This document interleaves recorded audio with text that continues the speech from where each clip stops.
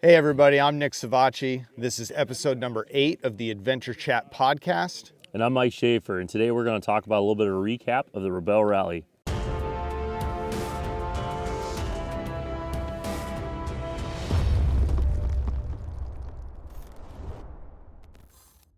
All right, Mike, so here we are out camping. We're on day, 3 of this adventure? I think so, yep. Yep, day 3. Have a great group of kids out on this particular trip, and so we thought, hey, why not do an on-site filming? Why not? We're trying to clean up the vans. Why not throw one more thing into it while we're here? Right. So what we're going to talk about today is we're going to talk about our experience, or we're going to talk about the experience of being on the Rebelle Rally. But we have some interesting perspectives that we're gonna put on this. And that's that. What's your perspective first? So my perspective is I just finished my 5th year at the Rebelle Rally as a mechanic. Okay. So, and I can explain a little bit what that means, but yeah. Okay, awesome. And then I actually dressed up. I threw a wig on, and I actually competed in the Rebelle this year. So he never got past tech. Don't even. No, but no, actually, your wife Andrea, absolutely, yep, is, and I'll let you guys chat on how long she's been competing, but she's a competitor at the Rebelle Rally. And so I'm actually going to check out of this podcast at this point. Probably a wise decision, right? And let you and her take it from here and kind of let everybody know. Okay, awesome. Tag out right now. Let me introduce my guest here, my beautiful wife Andrea. She, well, here you tell us. So let's just start. What is the Rebelle Rally?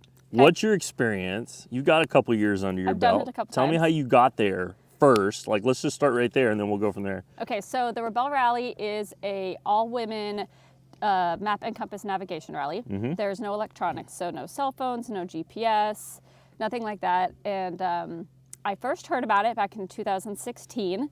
I went to a women's-only event at the Overland Expo. Yeah, that was probably, I'm going to throw in here, that was probably the most expensive women's night.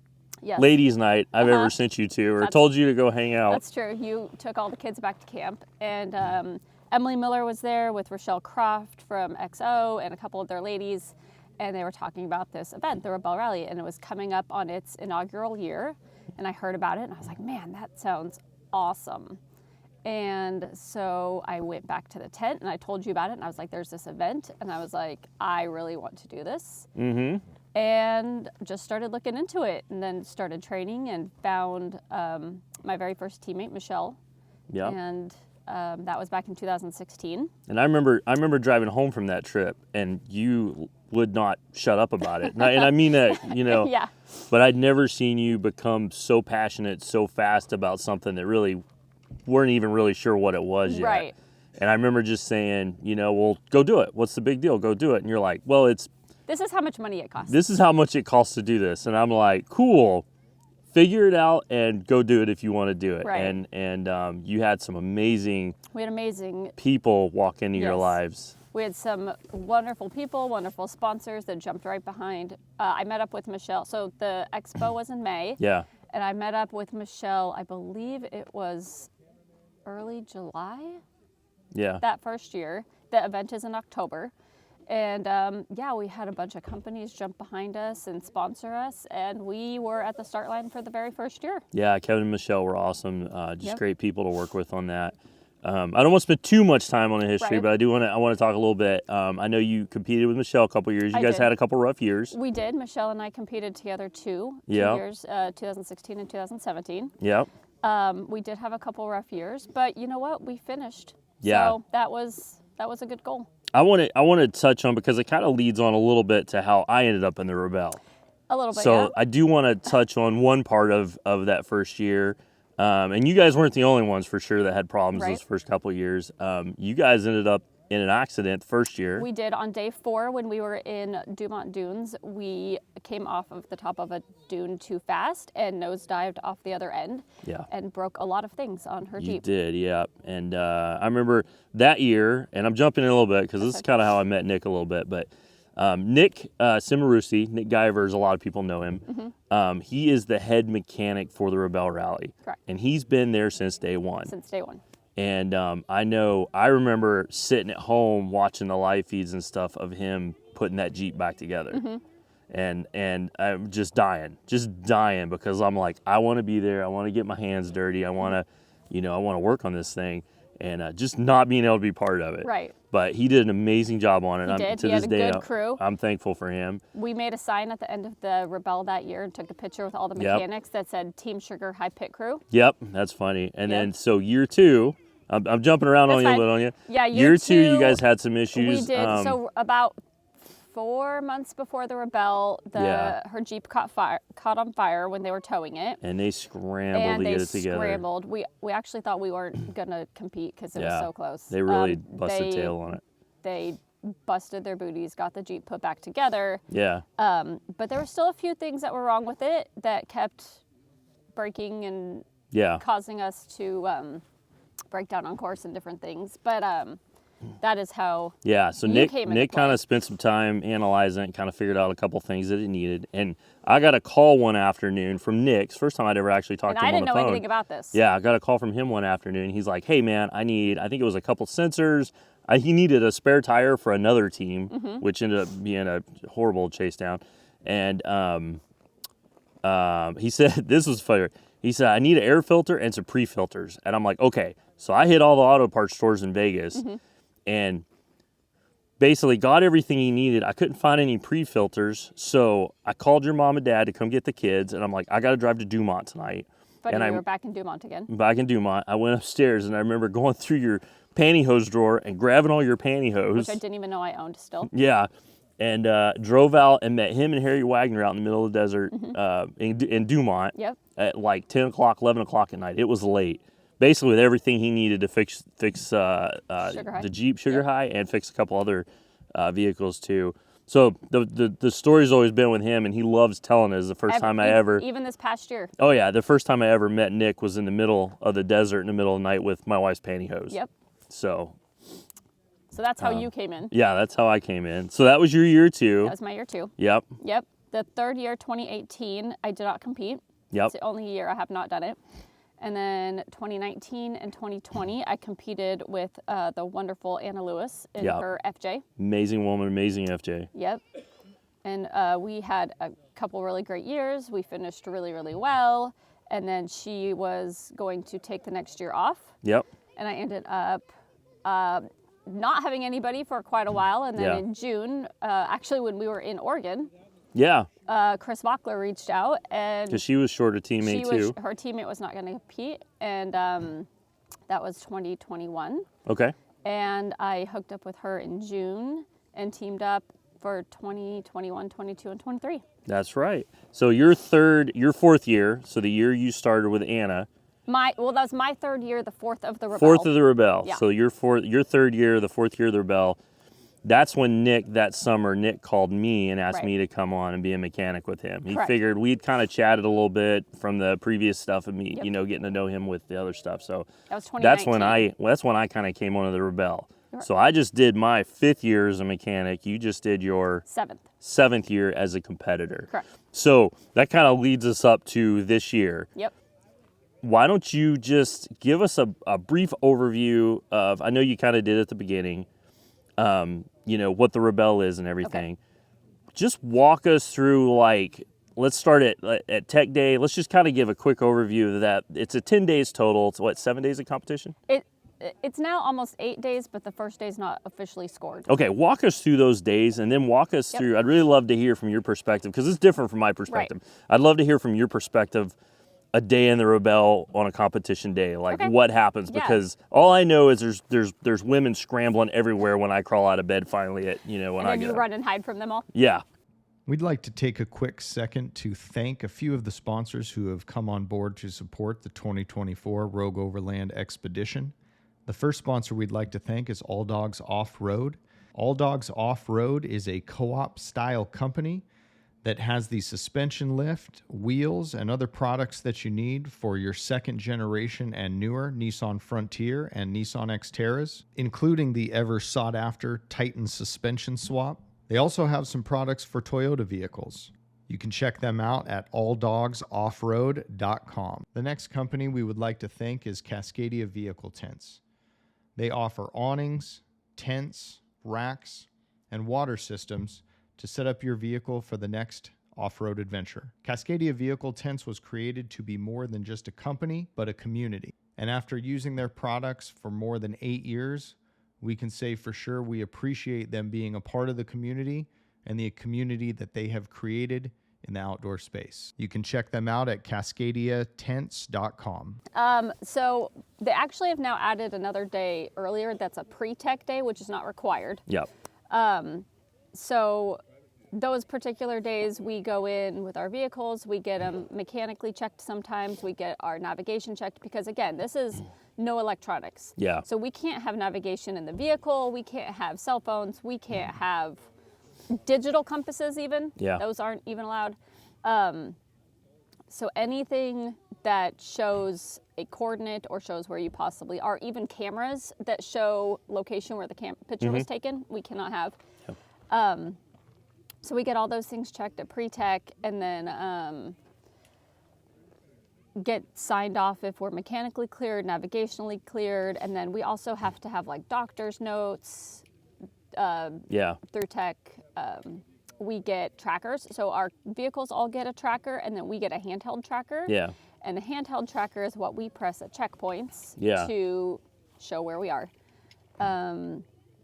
Yeah, and those are kind of some of the things that we do when we go through tech. And yeah, so coming from the mechanic side of it, when we're teching a vehicle, we're looking for, well, number one, we're checking that navigation stuff. Right. And that's what takes us a lot of time, is making sure, because every vehicle now has a giant display with a ton of mapping and coordinates and all this stuff on it. So we either have to cover them, or a lot of OE manufacturers will disable them from the factory for us. Right. But we have to check all that stuff. But the other big thing that we're looking for is we're climbing around underneath, and we're trying to find stuff at tech that we don't have to fix out in the desert later. Because it's real easy, especially this year we started in Mammoth, it's real easy to run over to Napa and be like, hey, your shocks are completely blown, you need to go take care of that now. Versus when we're in the middle of Glamis and I've got to have friends run parts from Vegas, 300 miles away kind of thing. So, and we found people that have taken their vehicles to get oil changes, and they left a quart of oil in there, and there's just oil everywhere. Gosh. We found stuff like that. We found suspension parts that are falling apart, bolts not tight, but our goal is, one, to make less work for us in the desert, but also, our goal is to get every team across the finish line. So if we can find stuff now and take care of stuff now, they're going to have a better rally if they don't have to deal with it later. Right. Too. And then there's also things that you're looking for too that we have to have that are required. Yes. Like there's certain tire sizes that we can't have, but we also have to have fire extinguishers, and we also have to have, we're checking to make sure we're checking to make sure tire sizes are right. If they're running in bone stock, we're making sure they're truly bone stock. Yeah. We got to make sure they didn't add a skid plate underneath it, because that would technically remove them from a bone stock class, Right. The only thing they can change for bone stock, I believe, is tires. Yes, it still has to be OE size. Right, size, but they can change the type. Which is a good thing, because a lot of manufacturers now are sending vehicles out with some cruddy tires. But all right, so that kind of walks us through tech a little bit. Yep. So then from that we go what? Pre-log, right? So from usually tech, base camp 1? Yeah, usually from tech, the day of actual tech, not pre-tech. Yeah. We are given, sometimes we're given a road book, sometimes we're given map and a road book. So road book is basically just like step-by-step directions and it's laid out in kilometers and in miles of, and with little picture. I don't know if you know of like the Dakar Rally. They run on road books. Yeah, I've seen them. I don't fully understand them. I can show you. Some of that stuff is Greek to me. So those give us instructions from where we are to where we need to be. So this particular year we were given a road book, and once we get the road book, we drive to base camp, and then once we get to that very first base camp, the night of tech itself, we have to turn in all of our electronics. And I don't mean turn in like we're giving them to you, but we are required to have a container to have them all sealed up in, and we have a list, and we have to write them all down. And so we get to to the first base camp. We meet up with some staff members. We showed them our list. They physically put them in the box with us. We check them all off, and then they seal it. Yeah. So that box is sealed. So if any tampering of that prohibited items box has happened throughout the rally, they will know. We carry tamper tape for that stuff. So yeah. Yep. Apple Watches. I mean, you name it. Even old maps. We can't even have maps that are too detailed of a scale. Yeah. That is also considered a prohibited item. Yeah. So then, once all of our prohibited items are sealed, then we are given rally maps, and not before then. So that particular night, a lot of competitors go through and organize maps how they like them. Every competitor likes them in a different way. And then that's pretty much it for the day of tech. We aren't given anything like for the next day typically. When are you given your maps for that morning, right? No, we're given our maps right then. For the next day? For the next few days maybe. Oh, okay. I didn't realize that. Just maps. Yeah. But but you don't have your coordinates. Yeah, that's true. So then the morning of day 0, which is also called prologue day, we had what's called a rally school. Yeah. We had that for a couple hours, and that is when Emily and several other members of the head staffing crew, so like Chrissy Beavis, Jimmy Lewis, they kind of go through and explain, they don't explain the rally, but they explain certain details of the rally. Yeah. Things such as like what a wide miss is. Yeah. And a wide miss is when you click on your handheld tracker, but you are not within the area of your coordinate. Yeah. So they explain different things. And then after that, we have what's day 0. And at that point, we are given coordinates. Yep. And they come to us in different ways. Sometimes we get latitude and longitude. Sometimes we are given a heading and a distance. And then we have to plot all of them on the maps that we were given and then go find them. Awesome. Basically. So day 0 is pretty much kind of a practice day. Right. This year, I think we had 9 checkpoints. Okay. And we were also given a timed enduro. Yeah.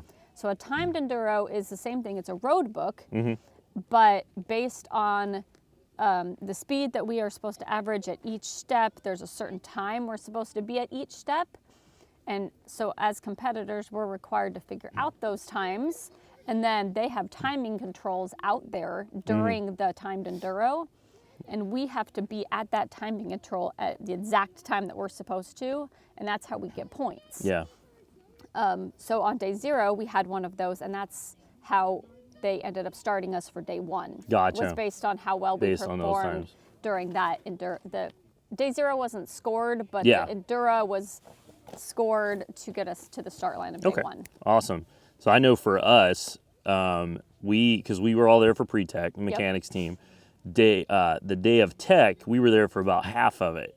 Okay. And then we have to pack up. So this year I took our tow rig, the Dodge, the 05 Cummins, and our car trailer, and then our other buddy was pulling the stackers. So we the mechanics work out of a big triaxle 2-car stacker.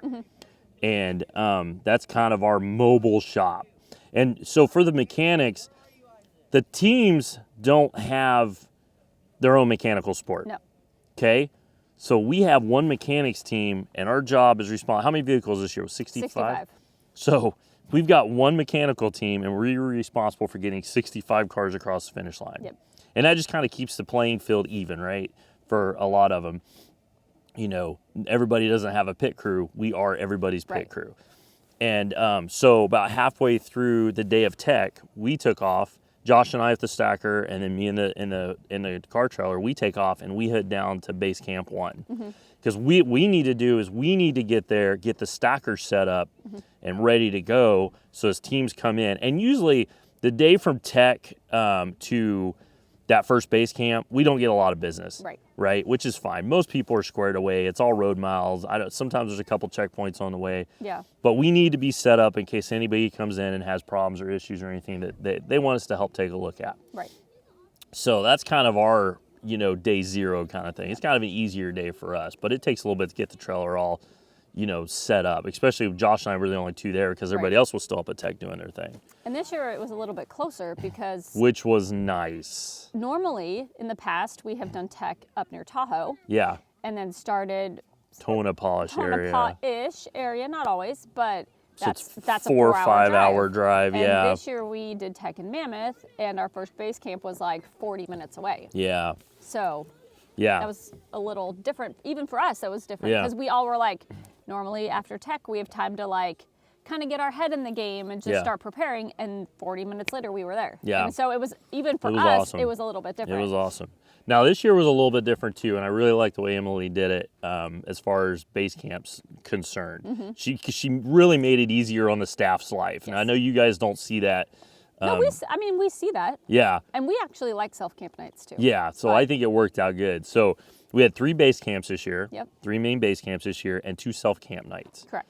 So day 0 ended up being the base camp for day 0, day 1. Day 2, we rolled out of there. Right, so it was prologue, it was tech, day 0 and day 1. Yeah. And was then base camp 1. Yeah, and then day 2, you guys left that area. Yep.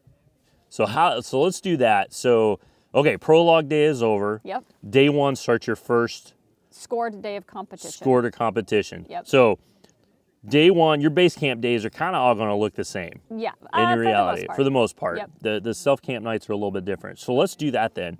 I get to sleep in a little bit on day 1, which is nice, you know, because we're usually up late. But what is sleeping in for you during the rally? well, I mean, going to bed is sometimes, you know, when the sun's coming up. So. That's true. But sleeping in for the rally for me is like, you know, 6 o'clock a lot of times. And a lot of it depends too, because, you know, day 0, day 1, we're not moving. Right. So once we're set up, we're there. We're not moving. I don't have to worry about packing the trailer up. If we've got a base camp move we're doing, then my morning looks a little bit different. And same with us, right? Yeah. So if we're packing up and we're moving, our day looks different, because then now we have to focus on not only us getting the checkpoints and plotting them and doing the math for the enduro and eating breakfast, but we also have to pack up all of our gears, roll up our sleeping pads, shove everything in the vehicles. So that's gonna be your day 2. Let's back up and let's talk day 1. You set up camp on day 0. You did your practice day. Yep. You go to bed that night. Day 1, Yep. first day of actual scored competition. Walk me through your morning into your afternoon. Okay, so that was not a pack-up day this year, I don't believe. No, day 1 we were base camp. Yeah. So Emily Miller rings a cowbell at 5 a.m. It's a gentle cowbell, but it is still a cowbell. And she walks through the competitor area and she rings this cowbell at 5 a.m. Most competitors are not still sleeping. So the way that it works for us as competitors is we are given our checkpoints based on what time we are going to start off the line that day. Yeah. So if we are, say for example, this year with 65 teams, if you're one of the first 20 teams off the line, you could get your checkpoints at 5 a.m. Okay. So if Emily is ringing the cowbell at 5 a.m. and your checkpoints are ready at 5 a.m. and you're still in your tent, you're already late. Yeah, because time's critical, right? Time is very critical. You guys, everybody's always running. Nobody's sitting around talking and. Right. So, lucky for us this year, I think we were in the second group for the very first day of start. Yeah. So Chris and I were able to get our checkpoints at 5:15. Mm-hmm. So we could have a little bit more of like a leisure walk into the tent. But same thing, right? If you walk into the tent too late, you're not going to get a table. Yeah. Or you're not going to get a good table, or you're not going to get enough space on a table. Yeah, because maps are big. Maps are big, and tables look big until you put maps on them. Mm-hmm. So I went in at 5:15. I went and got all of our paperwork. So our paperwork had our list of checkpoints. It had an enduro, and it had whatever rules or things that we need to know for the day or whatever. And then at that point, I'm the navigator, so I just start plotting. Yeah. For our team, Chris does all of the math for the enduros. So when she comes into the tent, she typically gets coffee. She'll grab both of our breakfasts. She'll kind of do that department. And then I'll hand her the enduro, and she'll start busting away on the math of that. And then I'm over on the map side plotting everything. Yeah. So some days we'll have 30 checkpoints to plot, 35 checkpoints to plot, 40 checkpoints to plot. And they're all a little bit different. Sometimes they're minutes, decimal minutes, seconds. Sometimes they're heading in distance, like I was saying earlier. So once we get everything plotted, there's always a 6 a.m. competitor briefing. It is not required usually for both competitors, but it is required that one person from each team is there. And she gives out crucial information. She during does. those She too, gives right? out speed limits. She gives out areas that we're not allowed to travel in. They always put like one set of master maps on the wall of like highways if you want to highlight the highways, or if you want to highlight the areas that you're not supposed to travel in. I like to stay at the meetings. Chris and I both stay at the meetings just because even if one person is there, we're required as both people to have known it, right? Yeah. And Well, I'm sure you guys are going to catch different things too from each other. Yeah, exactly. And so I just like being there. We both like being there, and it's just one of those things that we take notes. I want to make sure I remember if she says like these particular checkpoints are harder, or these are going to be you know, more challenging driving or more challenging navigating or whatever. Like those are things that I want to be writing down, right? So at 6 a.m. is our meeting. Whenever the meeting is over, the very first vehicle is off the line at 7 a.m. every morning. Mm-hmm. Sometimes they're a minute apart. Sometimes they're 2 minutes apart. Sometimes there's two of them at a minute. Yeah. We are required to be in our vehicle with our helmets on, 100% ready to go, 15 minutes prior to our personal start time. Okay. So if our start time was at 7, at 6:45, we're required to be in our vehicle. And then there's a group of staff that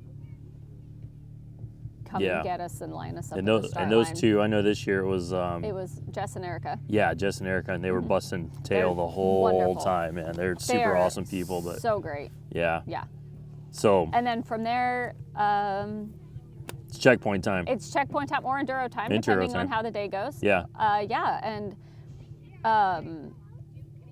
the goal is to get as many checkpoints. So the way that the rally works is there's 3 different types of checkpoints.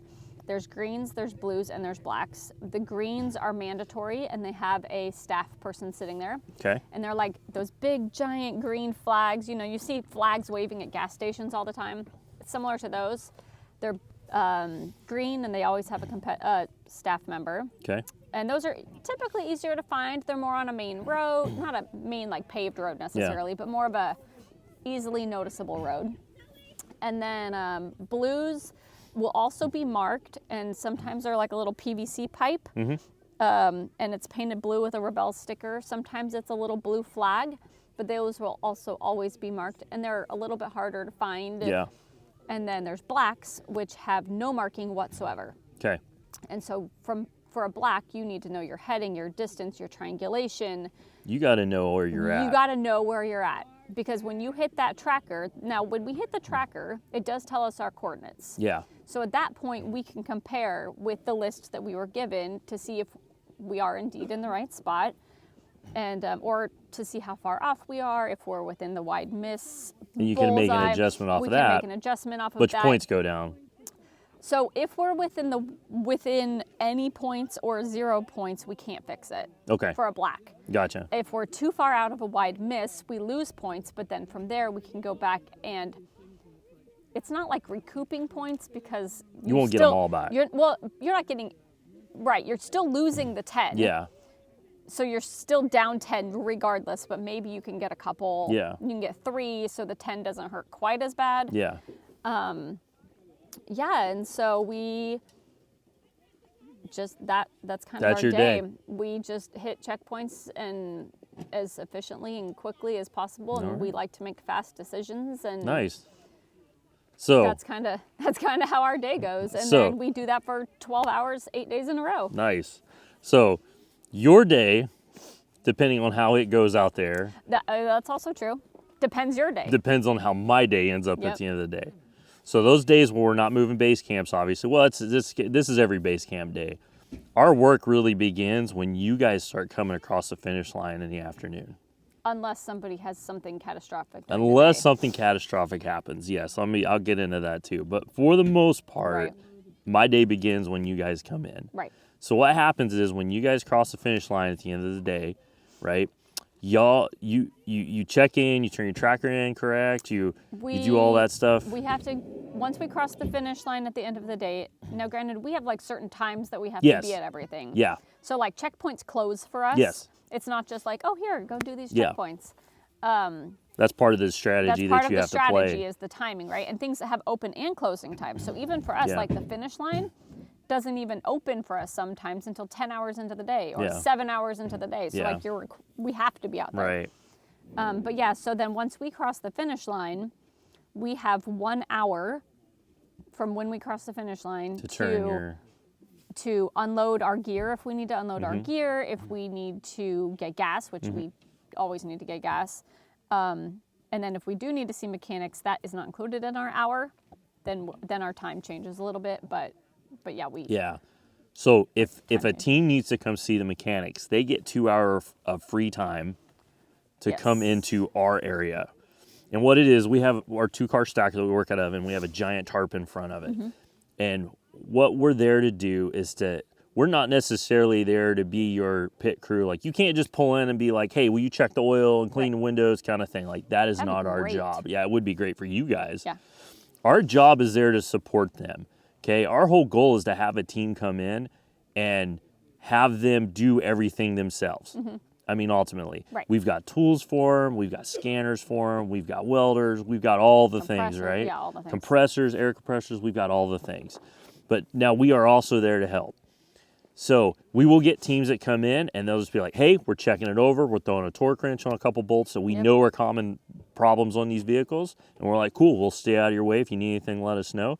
And we'll also have teams that come in and be like, hey, we've kind of looked at this. We really don't know, you know, it's making a noise. We really can't track it. Do you mind taking a look at it? And we'll jump in and help those guys out too, you know. They get 2 hours of our time every night that they can come in. Now, if they come in and they're like, hey, and this has happened, we broke both the shock mounts off the back of the frame, you know, like, we're done. We have our suspension is broke. Like, what do we do? You know, as a mechanic, we can assess that and be like, hey, we can fix this, but it's going to take some time. Right. And if it's going to be longer than 2 hours, then they can choose to say, hey, we're going to take this points penalty. And I honestly don't know the penalties. Right. Teams ask us all the time, like, hey, what's the penalty for... But we're responsible to know that. Exactly. Yep. And that's what we tell them is like, you've got the penalty book. Yep. You need to do the research. Yep. For anything. For anything. Right. For anything. So we'll assess it, and basically what we'll do is we'll say, this repair is going to take 4 hours. Yep. Like, it's going to take some time. You're going to be here late. You know, do you want to take this points penalty for your game to fix this? And 9 times out of 10, they're going to be like, yeah, fix my truck. I'll take the point. I can't drive around with no rear shocks for the next 5 days. Right. So they'll come in. A lot of other stuff that we get, especially around Johnson Valley time, flat tires. Yep. We just know we're going to see flat tires, you know. So flat tires, that will help them. A lot of times we can just put a plug in it and send them down the road. Broken stuff like that. Stuff will loosen up. We see a lot of cheap garbage aftermarket parts that people put on their vehicles. That don't make it. Yeah. We've welded swing outs back together. We've roof racks falling off the roof. Roof racks coming in with ratchet straps holding them together. Yep. Broken suspension link mounts. Spare tire carriers have been falling off. Yeah, spare tires. So that's the kind of stuff we take care of. And depending on 2 years ago, for example, day 1 and day 2, everybody, and I'm not mentioning names, but everybody drove like they were in the Baja 1000. A lot of people did, yes. That was probably the busiest we've ever been. Like, the welder did not get shut off. We were welding stuff back together all night long. Emily has done a good job of kind of knocking that down a little bit over the years. She makes it very clear that this is not a race for speed. This is not a race for speed. Or a race at all. And, you know, there's 3 teammates in every team. Yep. You know, you guys are responsible for your driver, your navigator, and your third vehicle is your third teammate. Yep. And you have to keep that thing alive for 8 days. Yep. You know, it's a rabbit and a hare thing. Without it, we are nothing. It's a rabbit and a hare thing. So that's primarily when our job starts. And depending on how bad the night is, depending on how bad people broke, depends on when I go to bed. Yeah. This year wasn't too bad. We got to eat dinner in a tent, I think, almost like all but 2 nights. That's pretty amazing. Which is amazing. 2 years ago, we never stepped in the tent for food. Like, we had wagon dinners, we call them. And what it is, somebody will take our wagon over to Drew, and Drew will fill us up a bunch of aluminum trays of food and bring it back, and we'll eat them in between, you know, like welder in one hand, fork in the other kind of thing. And this year wasn't too bad. But over the years, we have had some all-nighters. Yeah. I know there's 2 years ago, I went to bed one night one morning teams were halfway off the field by the time I went to bed. I know I crawled in, slept 2 hours and got up because that's when the windstorm came through. Oh, that's right. Yeah. And so that's kind of how our night ends up being. Mm-hmm. And like I said, our goal is to get every, we've got 65 chicklets, we call them, running around sometimes out there. Our goal is to get them all across the line. And our goal, don't take this personal, is to not see you. Oh, I would be happy if nobody ever come saw me. This would be like a great vacation for me if I could just hang out the trailer and watch cars drive by all day. Our goal is to just drive right by the mechanics. Yeah. So that's kind of how our nights look. Yep. So the only change kind of from there as the week progresses is we've got 2 different mornings. For us, we've got, and the same thing for you guys. We've got a, hey, we're moving morning. Yep. And we've got a, hey, we're hanging out here for the next 2 days morning. Yep. So if we're hanging out for a couple days, I don't have to tear the stacker down. I don't have to tear the workshop down, right? But if we're moving, it's up at 6 o'clock. It's tearing it down because we've got to get to the next area. Now this year, because of the way she mixed it up, she added what's called a self-camp night, right? Oh, she added a second one. Yeah. So basically we had base camp, self-camp, base camp, self-camp, base camp. And that made our life so much easier. So for us, for self-camp nights, we are allowed to get fuel because that is, we need fuel to run the rally. But if we need mechanical assistance on a self-camp night, it is a penalty for us. Yeah. So self-camp is literally just that. As competitors, we are camping by ourselves. You guys are on your own. Sometimes we have. You get basically 2 days of checkpoints before that morning of self-camp night, right? Depending on the day, depending on the year, depending on the whatever, right? So sometimes we'll get the next day's coordinates as we come into where the self-camp area is. Yeah. And they'll be like, here's your checkpoints for tomorrow. Sometimes we will get them both in the same morning. Yeah. Like we'll get, if it's day 2, we'll get day 2 and day 3. We can get fuel, but if we need mechanics, anything that is like for food for us, we bring our own food, or they give us like mountain houses. Yep. So we can cook those. Yeah. We as competitors love self-camp nights because it's really our chance just to hang out with each other. Yeah, and get away from Not that we don't get to in the base camps just normally. Different. It's just more It's just intimate. a different environment, right? Like there's not tables set up. It's not a formal, which the base camps are beautiful. Like Stephanie does, they're gorgeous. But it's also fun just to kind of have downtime and, we don't have to drive from, 100 meters to haul of our stuff all back and forth. Yeah, you just basically pull the truck in and go. We pull the truck in, we unload, we set up bare minimum of what we need to set up, and then we pack it back up the next morning. There's no 5 a.m. cowbell. Yep. For self-camp, the next mornings, our start times are dependent on whatever they tell us. So we can sleep in if we have our coordinates plotted, or we can... we just kind of get to chill. Yeah. They're a little bit of a calmer mornings, especially if we've already plotted our checkpoints. Yeah. This particular year, we had a 2-day marathon where it was a lot of checkpoints, and they gave them to us in a way that's called out of order checkpoints. And so you can get them in any order. So typically, if you skip a checkpoint, if you go 1, 2, 4, 7, you can't go back and get 5 if you've already got 7. This particular, in out of order checkpoints, we can get them in any order. So you can go 1, 2, 4, 7, 5, 9, 3, like you can just jump around. Just depends on how the strategy works out. And for this particular 2-day section, we had 30 checkpoints that we could do in any order. Nice. And so we did get all of them the day before. We had them all plotted. But same strategy, right? You got to watch open and close times because some of them do close on day 1 and some of them closed 24 hours later and some closed 30 hours later. And but we do typically like the self camps too because it's kind of a calmer. Yeah, for us they're super easy too because we definitely we're close to you. Like this year we were out on soggy lake bed. I know you guys were self camped somewhere else, but we were in the vicinity, but we didn't have to do the full stack out. Right. We're there with the workshop. We've got all our tools and everything, but we don't have to do the full layout with the tarp and the Milwaukee tools and everything, which is kind of a chill night for us. Yeah.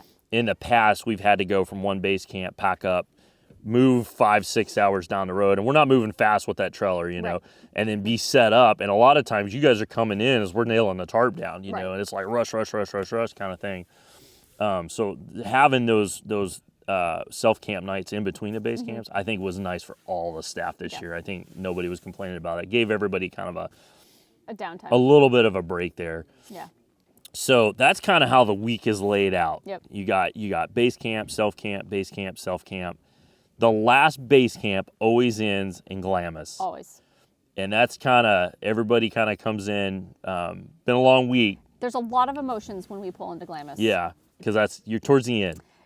So we pull into Glamis on night 6 of competition. Yeah. So there's always typically a few checkpoints in Glamis. Yeah. 5, 6, 8, somewhere, you know, in there. But there's always a wave of emotions as we pull into Glamis. Glamis is huge. If you've never been to Glamis, Glamis is massive. And just when you like pull over the hill or you pull, depending on which way they bring us in, there's always a sense of pride. There's a sense of sadness. There's a sense of excitement. There's a sense of like, I'm going to miss all my friends. Like, it's just like, it hits you that like, that last day of competition is it for this amazing adventure. Yeah. Right. Yeah. Like we have one full day of competition. We know Glamis. Now that we've done Glamis a lot of times, we know it's going to be a rough day. Yeah. Especially if it's hot. Yeah. Oh, and it's always hot. It's the temperature swing. Most of the time in Glamis, it has been really hot. Yeah. We did have one year where it was whiteout conditions. I don't think you were. I wasn't yet. there. That was right. That was for me. Yeah. But the temperature swing this year was insane. The was. first base camp was 14 degrees. It got down to 14. Like I woke up with ice on the inside of my tent. Same. So did we. We were like, it was like, oh, it's snowing. Yeah. And then by the time we got to Glamis, it was 110. Yeah. It was almost a 100-degree temperature swing. It was this almost year. a 100-degree temperature swing from top to bottom, which was just it's as crazy. As competitors, we have to bring all of that. Plan, well, at yeah, the it's the same beginning. thing for us. Well, You're planning for everything. You know, you're absolutely planning for the coldest of colds to the hottest of hots. Right. And it's the way it is every year. All In October. The hot hands, and we're packing thin layered blankets to like, yeah. Yeah, I started out with everything in the bag, with everything on top of me, and I ended up sleeping on top of the bag of my underwear. Like that's, same. you know, it's like, oh gosh, this is nuts, you know. Yeah. But yeah, Glamis. Yeah. Glamis is always the end. Yep. And it's a wave of emotions when you pull into Glamis. And maybe it is for you guys too, because you guys know it's the end, and it is, yeah. You know, you're getting towards the end. It's been busy. Week. It's been a busy week. You're tired. You know, you've been dirty, and you've had maybe 1 or 2 showers if you're lucky all week. If you're lucky. And we But yeah. Yeah, it's just. And then navigating the dunes is different than kind of what you've done all the previous. Yeah, navigating the dunes is a whole different beast. Yeah. It's not. It is heading in distance primarily. Yeah. You can't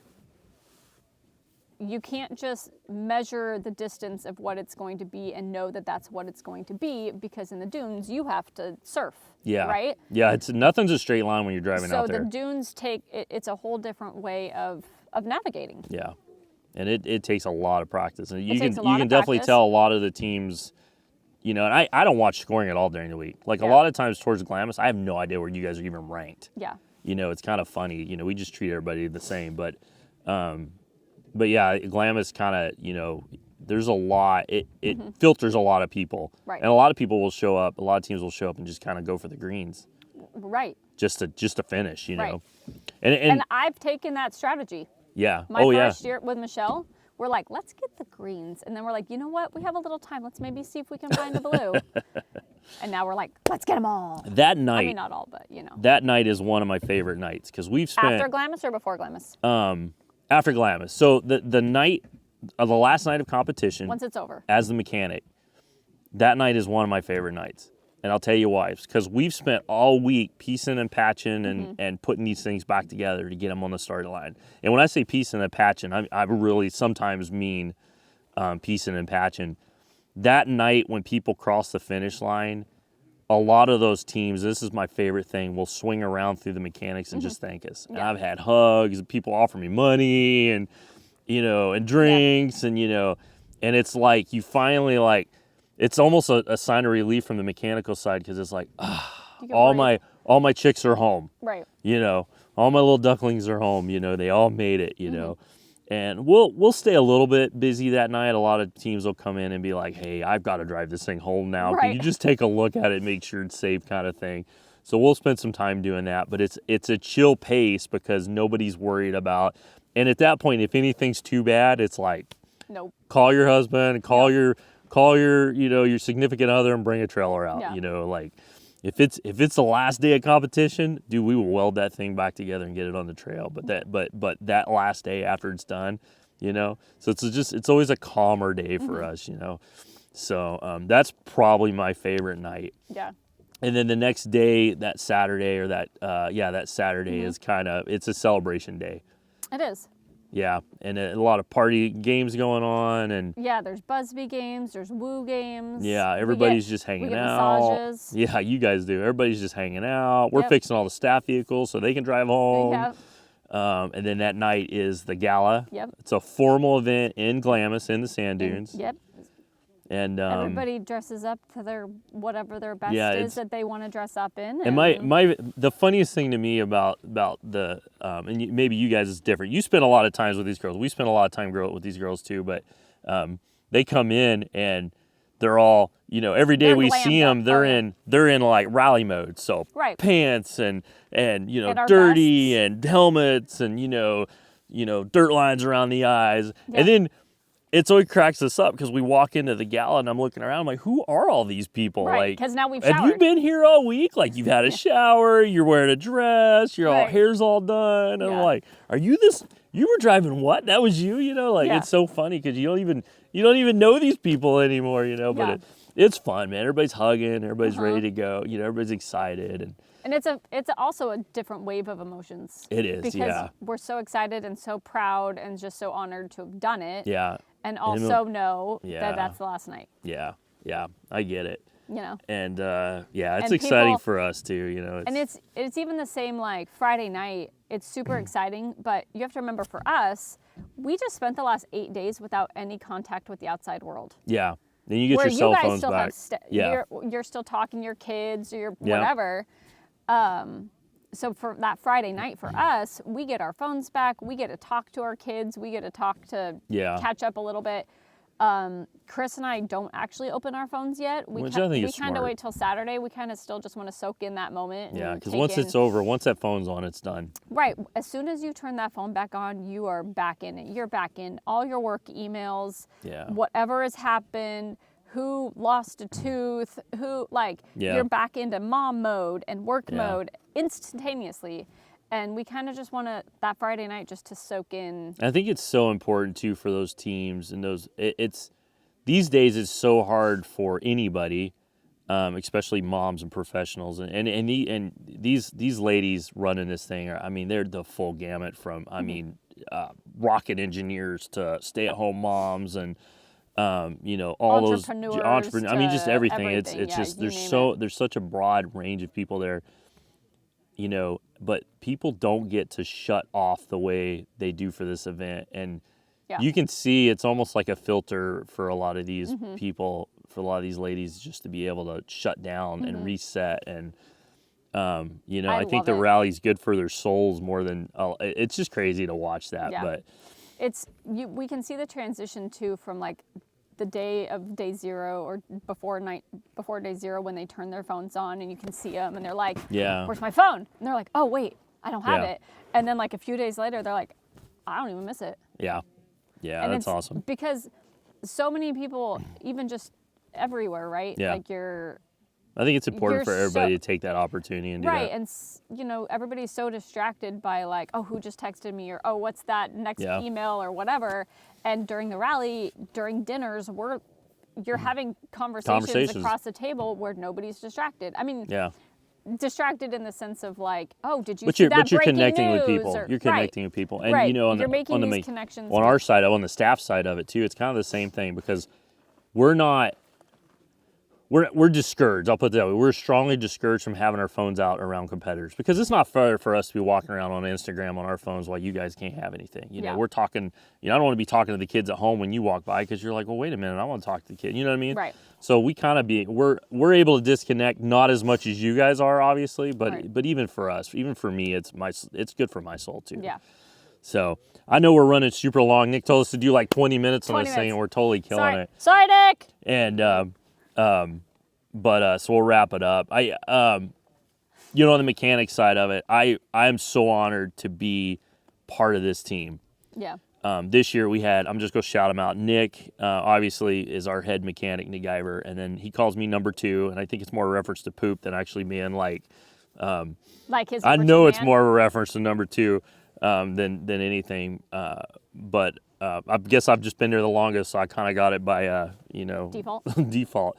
But He relies on you a lot, though. He knows he can trust you. He knows that you're going to do I hope good so, work man. And him and I work so good together, and it's just a pleasure. Him and Jen and their whole family's just amazing. But this year we also had Josh come back. He was gone last year. Thank goodness he's back. He's an amazing mechanic.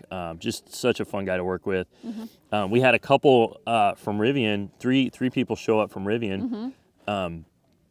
To help out, and their work for Rivian, because there was a couple Rivians in there, and I'm glad they're there because I'm not a Rivian mechanic, right? Those things. But I'm gonna tell you what, those guys jump in on everything, and I feel bad sometimes because I turn around to go look at something, and they're already on it, and I'm like, well, I guess I'll just hang out here. And they're such sharp mechanics. But we had Grace this year, had Roe this year, had a new guy, Eldon this year. And I mean, just incredible mechanics. And then we had Josh McWorthy comes in and out. He's on course, and he jumps in and out and helps mechanics when he gets back. And then we also had Ryan this year driving around the Ford Bronco Raptor, which, golly, that's an amazing vehicle. But dude, he is all into EVs. I'm not even sure everything he does, but he's an amazing technical guy too. So. But I tell you what, when you guys aren't there, and even when you are there, we are laughing and we are joking and we are cracking jokes at each other. But when it's time to work, holy crap, that crew busts their butt. Yeah, that's a good group of people. I mean, this year, I'm sorry, we had Clay this year too. That's right. Clayton, sorry. Clifton. My gosh, dude, I'm getting brain farted now. Clifton Slay came in and helped us this year, picked him up at the airport, and he was just an amazing, super sharp guy, has done a ton with off-road. He's so in the industry, but he was just a phenomenal addition to the crew this year too. But yeah, I mean, we're just laughing and joking and just had so much freaking fun this year. And that's honestly the reason I keep coming back is I love the event. I've made so many good friends, and I'm telling you, every year we show up in October, it's a family reunion. That's the way I feel. To this point now it is. It's a family reunion. Family reunion. Yep. And I think some of the biggest breaks we had this year, obviously the axle, everybody saw that. Had a team go through. The water just absolutely annihilated all the rain this year. Oh, the course. Just annihilated so much of the course, and they caught a rut in the wrong way. Had a JL, broke the front axle housing in half. Nick called a buddy in Georgetown, had an axle. Showed up at like 2 at his a.m. shop. Yep. So we tore the truck apart, pulled all the ring and pinion out of it, basically gutted it down to the axle housing. His buddy picked up the axle in Georgetown, drove it down to us. So we got it all blown apart about midnight. I crawled in the front seat of the Dodge, took about a 2-hour nap. About 1:45, Nick knocked on the door, said, "Axle's here." We put it all back together, backed it off the trailer about 4:45, and they were on the start line. I think they left about 6:30. I don't remember, 7, something like that. So, I mean, from start to finish, went in with the truck and trailered it out of the desert. Nick lifted it up with his tow truck, put it on the trailer, hauled it back, blew it completely apart, had it on the, back on the road, back on the start line the next day. And that's what we do. Josh welded a shock mount back on the back of a Jeep, welded exhaust back together that had come apart, a lot of little things, a lot of tires. I'll tell you, Grace and Ryan jumped on a Ford Bronco that was having some valve timing sensor issues, and it was going into dummy mode. It wouldn't take power. It was basically, it's self-preservation mode is what it's doing. And Roe had a friend, I think, that worked at Ford and able to get a wiring schematic, and those guys tore apart the wiring harness on the top of that motor. And I'm looking at it going, you guys are above my pay grade. I'm going to tell you that right now. I'm real good at welding crap back together and getting it on the trail, but man, they get down into nitty gritty, and I'm going to tell you what, they made that team very, very happy. But just the amount of troubleshooting that went into that. And then there was another Jeep that was having some ignition issues, dying issues, and boy, they troubleshot the crap out of that and finally got her back on the road too. So That's cool. yeah, it was amazing, man. It was absolutely amazing. But you know, we did what we did. We worked together as a team and knocked it out of the park. And everybody crossed the finish line this year that was going across the finish line. Yep. That wanted to. So, but yeah, Yeah. I love the rally. If Same. you guys ever get the opportunity to do it, check it out. Check out the tracking. You can go back and check the RebelleRally.com. tracking from. Yeah, this you year can too. follow along next year. But if you want to join, even better, like start now. I think now. is the suggestion that Yep. I hear from a lot of teams is pick a RebelleRally.com. teammate, start talking to people and getting the funding together and do Yep. it. I don't think Do it's it. anything that you would regret. Nope. So, Do all it. right, I think Nick's going to kill us if we go any longer here. So we'll stop talking about that for a minute and let's bring Nick back over here and we'll close this thing out. So let's see, what's some things we have to cover? We are releasing episodes every first and third Thursday of the month. Yep. So make sure everybody keep an eye out for that. And then I think that's all we have. Make sure you're following us at Rogue Overland, at Facebook, on Instagram, at Twitter. What else are we on now? Or is that all of it? I don't know. All social media. Yeah, just do avenues. that. Let's make it easy because I don't even remember them all anymore. All right. Well, Andrea, thanks for coming on. Yeah, thanks for talking about that with us. Yeah. And we'll see you guys on the trail. Copyright Rogue Overland 2024. All rights reserved.